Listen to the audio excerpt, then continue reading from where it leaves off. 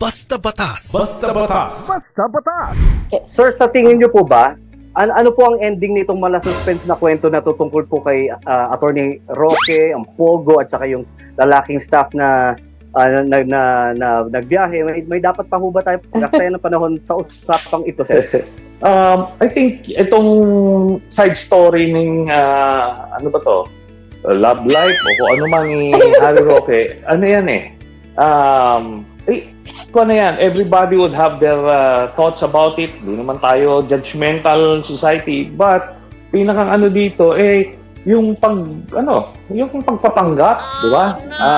It's becoming second nature to him, and yun yung mas hindi magandang aspeto doon, no? Yung impropriety o kung ano man. Pero itong sa Pogo, kailangan natin palalimin pa kasi parang tip of the iceberg pa lang nakikita natin. Ano ba talaga? Ano yung mga iba pang Pogo na gumagawa ng mga ganyang mga criminal activities?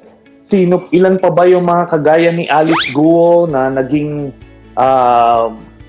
mga sleeper nandito na sa ating gobyerno, and anong connection niyan, bakit malalapit sa mga critical areas itong mga Pogo na ito. So I'm talking about the national security aspect, so there's more to unearth dito po sa issue na yan. Basta Batas. Basta Batas. Basta Batas.